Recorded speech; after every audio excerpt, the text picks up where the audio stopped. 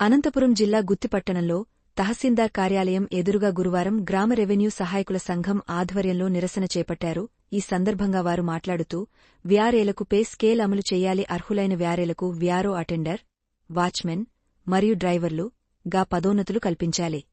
Nominee వ్యారేలను క్రమబద్ధీకరించాలి. వయస్సుతో పరిమితం లేకుండా చనిపోయిన వ్యారే కుటుంబానికి ఉద్యోగం కల్పించాలి. రిసర్వేలో పాల్గొంటున్న వ్యారేలకు టీఏ, డిఏ ఇవ్వాలని వారు డిమాండ్ చేశారు.